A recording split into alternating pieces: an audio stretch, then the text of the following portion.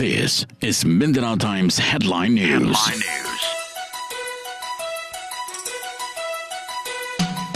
Today is Monday, November 1, 2021, and these are the headlines.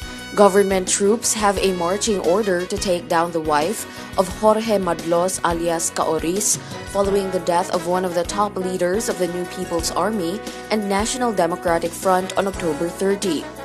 Speaking in yesterday's press conference held at 403rd Infantry Brigade headquarters, Major General Romeo Bronner Jr. said that for now they will continue their offensives until they will capture or neutralize Mirna Solarte alias Maria Malaya, the Secretary of Northeastern Mindanao Regional Committee.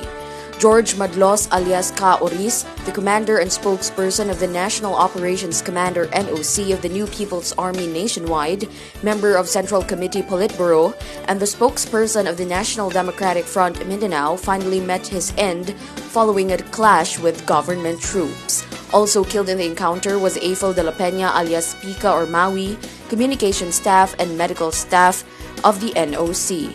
Bronner said Solarte is now operating the Caraga region as the top NPA leader in the region. The military confirmed on Sunday the death of George Caoris Madlos, 72, during a clash with troops from the 4th Infantry Division in the hinterlands of Impasugong, Bukidnon on October 30. Bronner said they had three ways of ascertaining the identity of Caoris. For instance, they showed a photo of him to rebel returnees who immediately confirmed that it was Madlos. Second, we have conducted a DNA on the body of Caoris in coordination with the local police and scene of the crime operatives, he said, to get DNA samples to ensure that it was the body of Caoris. Third, they are also in the process of securing the dental records of the rebel leader. The military then presented a photo of the body of Madlos while being tested for COVID-19 RT-PCR test.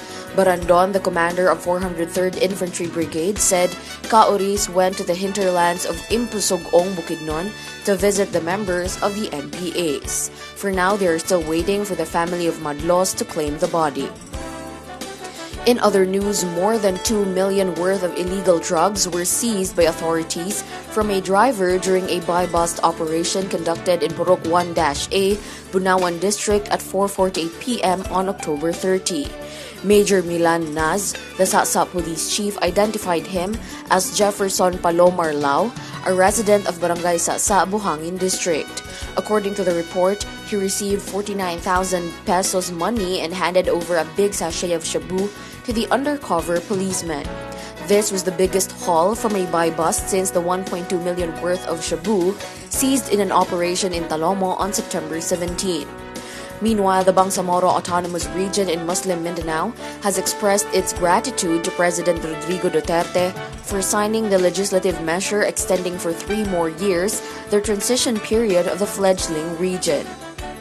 The President signed Republic Act 11593 on Thursday, extending the life of the Interim Bangsamoro Transition Authority or BTA and moving the regional elections from May 2022 to May 2025. We thank our dear partners and allies who stood by us during this course, to our political leaders, civil society organizations, and to every Bangsamoro who continue to believe in the spirit of our struggle, said Ibrahim, who also heads the MILF organization. He appealed to pessimists about the capacity of the new political entity to improve the lives of every Bangsamoro to join them in making this dream a reality for all.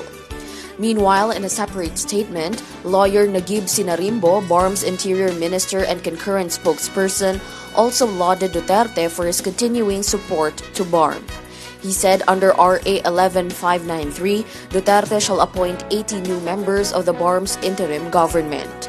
Section 2 of RA 11593 states, provided, however, that the President may appoint the 80 new interim members of the BTA who shall serve up to June 30, 2025, or until their successors shall have been elected and qualified. The MILF will recommend to the President 41 Parliament members, while the government side will recommend 93 members. You are listening to the audio edition of the Mindanao Times. Eternal vigilance is the price of freedom. For more stories, log on to www.mindanaotimes.com.ph. Follow us on Facebook and Twitter at Mindanao Times. This is Deborah USON for the headlines.